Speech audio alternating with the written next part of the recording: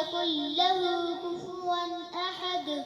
سورة الفلق مكية. بسم الله الرحمن الرحيم.